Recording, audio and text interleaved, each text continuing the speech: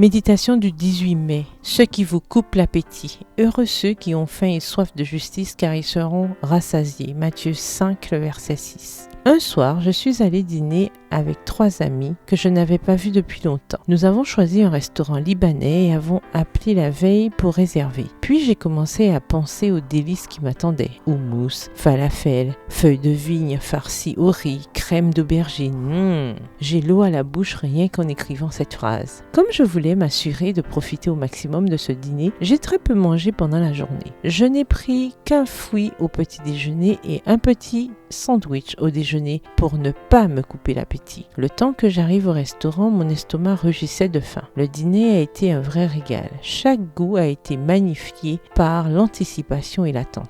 Susanna Wesley, la mère du célèbre réformateur anglais Charles Wesley, définissait le péché comme suit. Le péché est tout ce qui affaiblit votre raisonnement, altère la sensibilité de votre conscience, obscurcit votre appréciation de Dieu ou supprime votre goût pour les choses spirituelles. En bref, tout ce qui augmente le pouvoir ou l'autorité de la chair sur votre esprit. Pour vous, cela devient un péché, même si c'est bon en soi. Cité dans Hambre por su palabra, fin de sa parole de Miguel Núñez. Le péché est tout ce qui vous coupe l'appétit. C'est tout ce qui fait que vous venez à la table de Dieu sans avoir faim, en dédaignant le pain de vie. Quelles sont les choses qui vous coupent l'appétit pour la prière et la parole de Dieu? Qu'est-ce qui engourdit les papilles gustatives de votre âme? Jésus a dit « Heureux ceux qui ont faim et soif de justice, car ils seront rassasiés. » Matthieu 5, le verset 6. À première vue, il semblerait illogique que ce soit les affamés qui soient heureux ou bénis, plutôt que ceux qui sont déjà satisfaits. Cependant, comme le disent les paroles de ce célèbre tango, celui qui ne pleure pas ne tète pas. Seuls ceux qui ont faim